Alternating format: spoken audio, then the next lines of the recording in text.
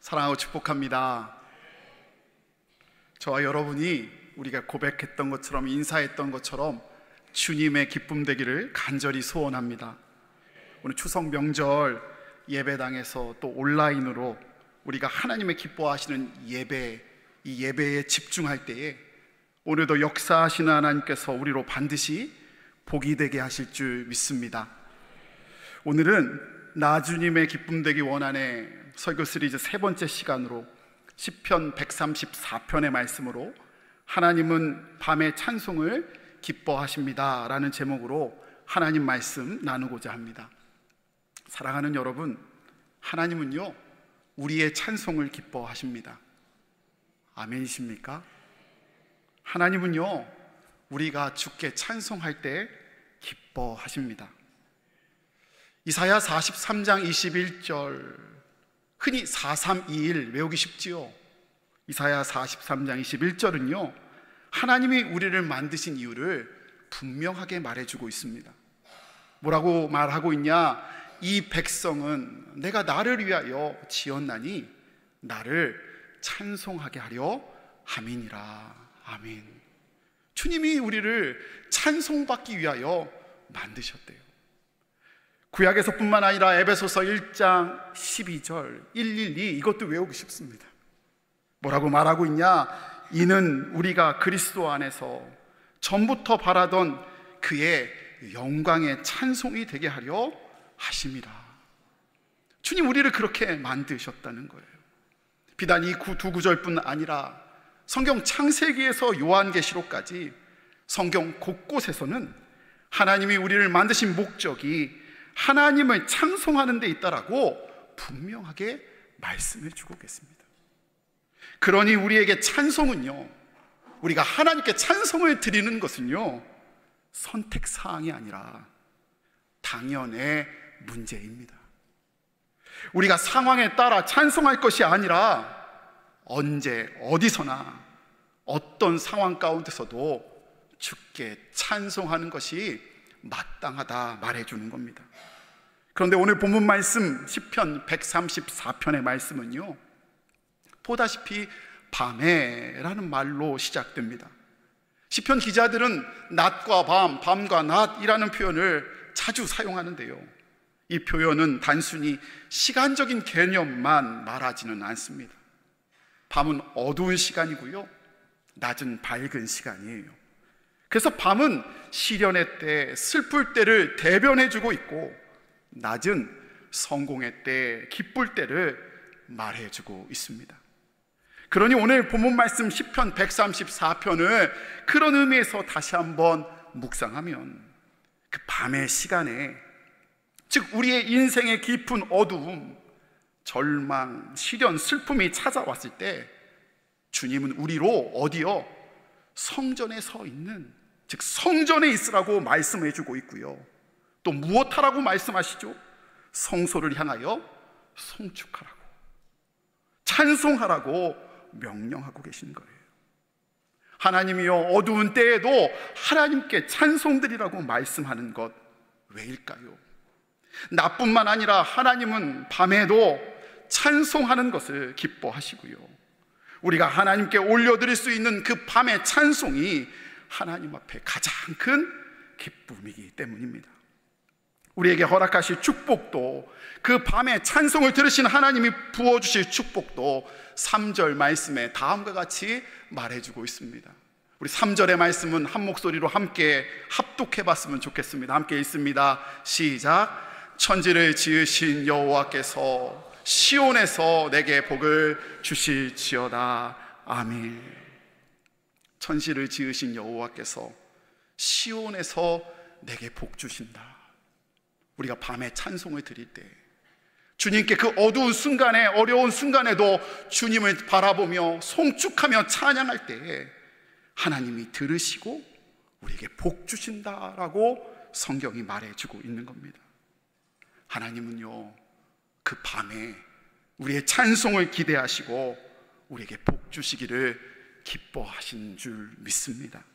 사랑하는 성도 여러분, 우리의 찬송을 기다리시는 주님에게, 우리의 찬송으로 기뻐하시는 주님께 낮에도 또 또 밤에도 찬송을 올려드리는 저와 여러분 되시기를 간절히 소원합니다. 그렇다면요, 어떤 사람이 밤에 찬송할 수 있을까? 어떤 사람이 밤에 찬송으로 주님의 기쁨 될 수 있을까? 물론 모든 자예요. 하지만 그 마음의 준비를 할 수 있는 그 첫 번째가 어떻게 되냐? 바로 밤의 진정한 의미를 아는 자만이 저는 밤에 찬송할 수 있다라고 믿어져요. 우리는 흔히 낮과 밤과 낮을 어떻게 생각하십니까? 우리는요, 아침이 되면 하루가 시작됐다라고 생각되고요, 밤이 되면 하루를 마감한다라고 생각합니다.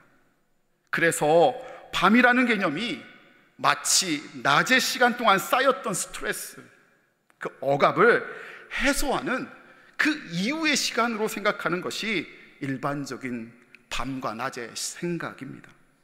그래서요, 한번 생각해 보세요. 밤문화라고 하면 좋은 뜻이에요? 나쁜 뜻이에요? 밤손님 하면 좋은 뜻입니까? 나쁜 뜻입니까? 주로 나쁜 뜻으로 쓰여져요. 하나같이 밤문화라고 하면 눌렸던 욕망과 욕구를 해소하는 문화로 가득한 게 밤문화라 생각할 거예요. 그게 밤에 대한 우리의 생각 때문에 그래요. 그러나 창세기 1장 5절 말씀은요, 하나님이 밤을 어떻게 생각하시는지 알려주고 계시고요, 밤에 대한 새로운 의미를 주님이 어떻게 생각하고 있는지를 깨닫게 해줍니다. 우리 창세기 1장 5절의 말씀을 함께 읽겠습니다. 시작. 하나님이 빛을 낮이라 부르시고 어둠을 밤이라 부르시니라. 저녁이 되고 아침이 되니 이는 첫째 날이니라. 아멘. 여러분, 성경은 아침이 되고 저녁이 되니라고 말하지 않아요. 뭐라고 말하지요?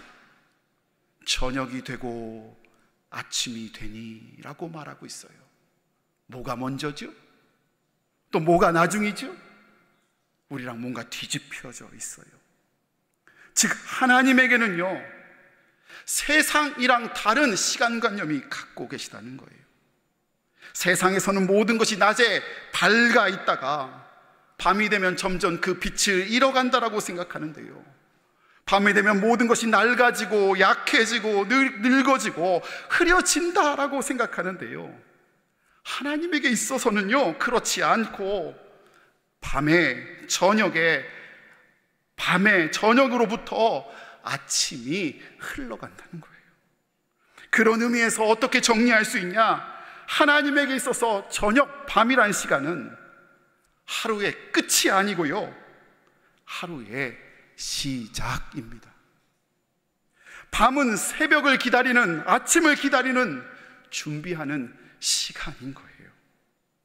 즉 하나님 앞에서 밤의 시간을 잘 보낸 사람이요, 건강한 아침을 맞이할 수 있고 복된 한날을 맞이할 수 있다라고 말하고 있는 거예요. 여러분에게 혹시 어두운 지금 밤의 시간이 있습니까? 지금이 주님이 역사하시기 시작하는 순간입니다. 지금 함께 하시는 하나님이 밤에 찬송을 들으시고요, 이 찬송을 통해서 새로운 날을 더 밝게 해 가실 줄 믿습니다.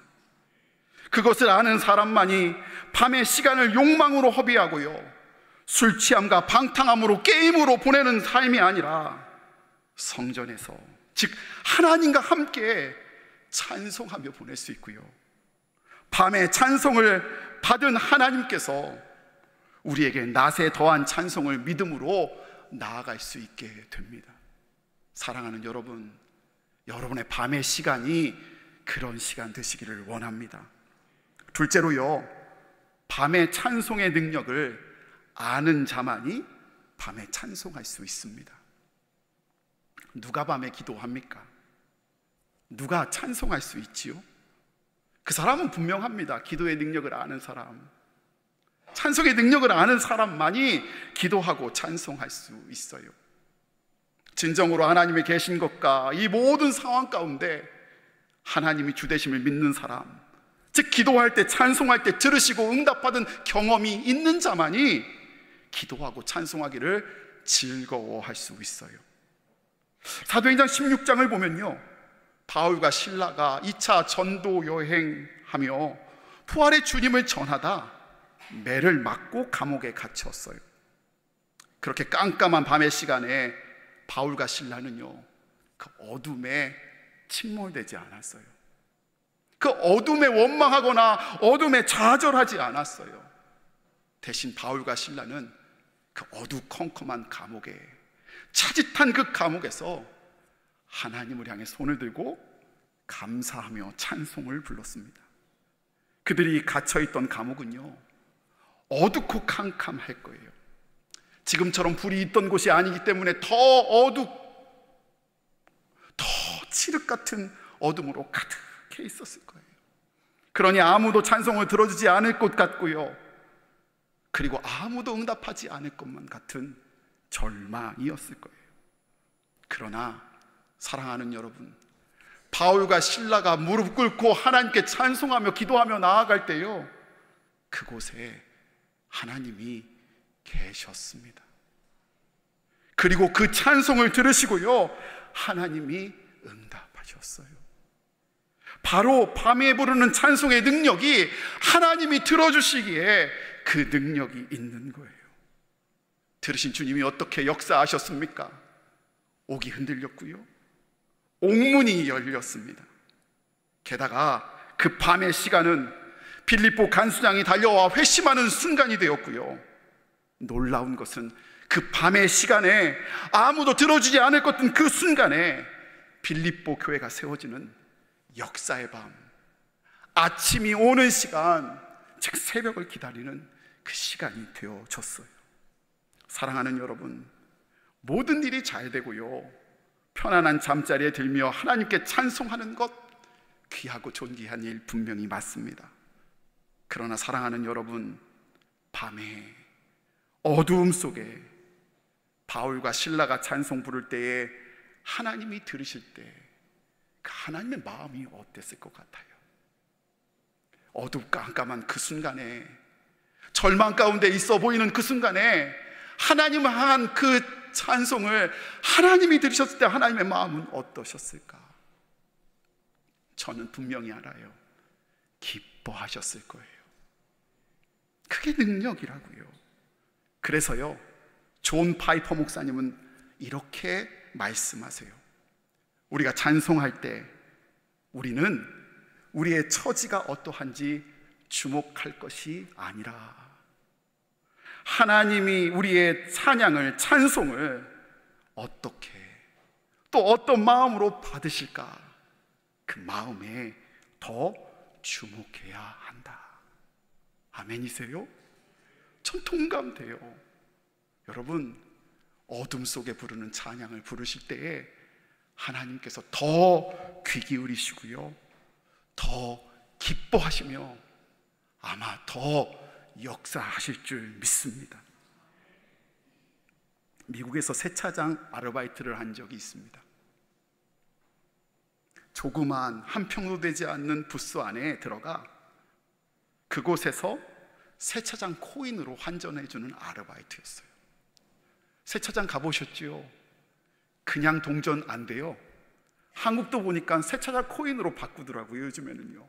제가 바꾸는 일을 미국에서 알바로 했어요. 그리고 또 다른 일이 뭐였냐? 차 안에 들어갈 방향제과 같은 차량용 작은 액세서리를 파는 일을 했어요. 근데 문제는요, 제가 그림 하나를 보여드릴게요. 저 트리 모양, 저 나무 모양 방향제가 문제였어요. 저게 당시 얼마였냐? 99센트였어요. 99센트. 1불에서 1센트가 부족한 99센트였어요. 근데요, 약간 페이크가 있어요. 말은 99센트인데요, 그 동네 텍스가 붙으면 1불 이전을 내야 돼요. 그래서 저 1불 이전, 즉 2센트 때문에요, 가끔 시비가 붙었어요. 어떤 식이냐, 이런 식이에요. 사람들이 저거 방향제 주세요 하면서 1불을 주는 거예요. 그럼 직원이 뭐라고 그러겠어요? 제가 아니요, 이불 2센트 더 주셔야 돼요. 이렇게 말하는 게 당연하잖아요. 근데 가끔 그것 때문에 시비가 붙어요. 그날도 그랬어요. 어떤 흑인 손님이 세차장으로 동전을 바꾸면서 확 들어오더라고요. 그리고서 저 방향제를 하나 달라고 하는데요, 그때부터 심상치 않았어요. 어떻게 하냐, 우리는 1달러를 손에 져주잖아요. 걔는 1달러를 저한테 던졌어요. 아이, 기분 나빠요. 1달러를 던지는 순간부터 이거 심상치 않다 그러면서 던지면서 저거 달래요. 그래서 제가 매뉴얼대로 이렇게 대답했어요. 아니요, 2센트 더 주셔야 돼요. 2센트 더 주셔야 돼요 라고 이야기했어요. 2센트면 우리 돈으로 얼마죠? 20원. 한 20원 정도 되는 돈인데요, 그거 달라고 부탁드렸어요.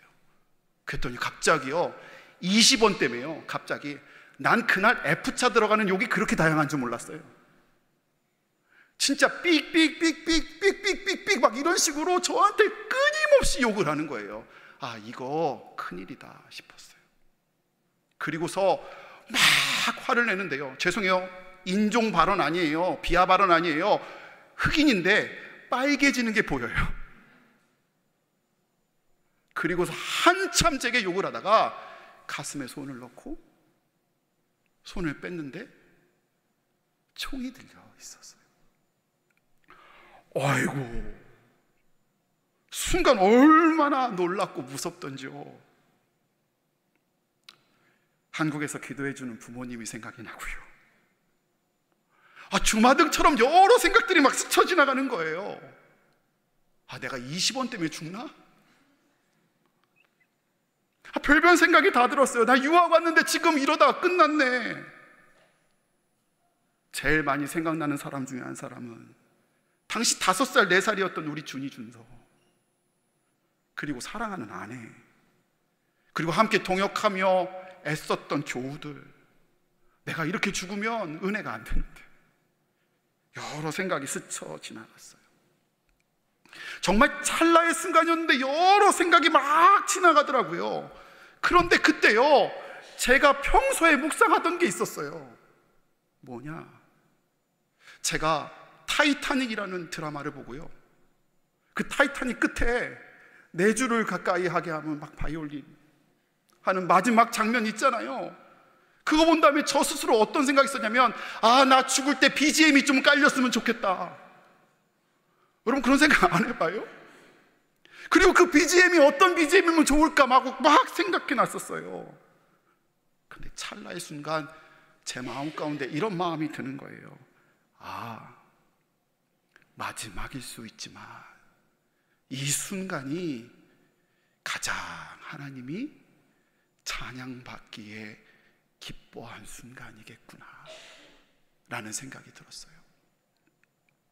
총이 나를 향하고 있으니 손 든 상태였어요. 제가 그 순간 눈을 감고 평소에 내 BGM으로 생각했던 찬양을 부르기 시작했어요. Of course, 물론 한국어로 불렀어요. 나 한국어 사람이고 걔 아니라 하나님이 들으실 거니까요. 제가 이렇게 찬양했어요. 찬양하라 내 영혼아, 찬양하라 내 영혼아, 내 속에 있는 것들아 다 찬양하라.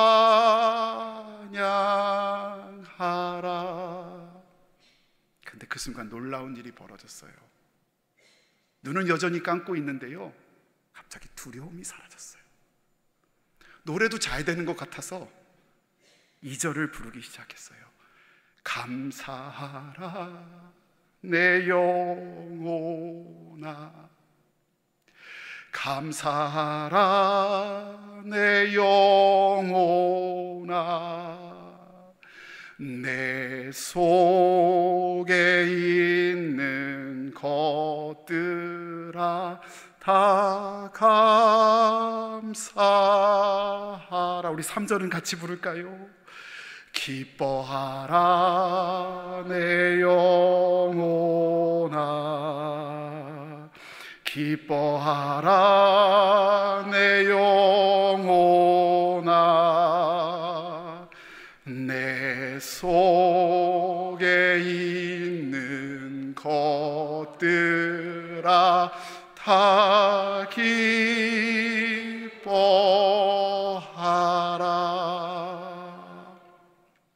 아멘이세요? 찬양이 끝나고 눈을 떴을 때 제 눈앞엔 아무도 없었어요. 물론 저를 겨누고 있었던 무서운 총도 없었어요. 뭐가 하나 남아있었냐?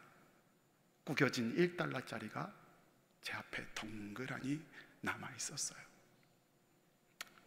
그런데 그날 1달러가 제게 남겨진 게 아니라 저는 제 앞에서 기뻐함으로 찬양을 들으시고 계신 주님이 계시다라는 것을 확실히 믿었어요. 사랑하는 제주교회 성도 여러분,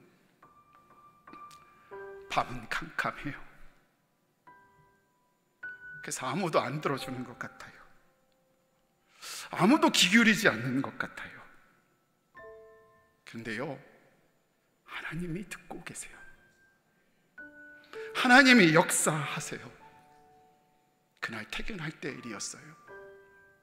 사장님이 저를 부르셨어요. 사실 그 사장님은요, 저와 같이 신학교에서 공부했던 전도사님 남편이에요. 사부님이라고 하면 맞나요? 근데 그 사부님은요, 우리 전문 용어로 교회를 방학하신 지 5년이 넘으신 세차장 주인이셨어요. 근데 그분이 제게 퇴근할 때 그동안 아무렇지도 않은 척 하다가 다 받노라고 그러면서 손에 100불을 쥐어주셨어요. 목사님 가서 아이들과 치킨 사 드세요.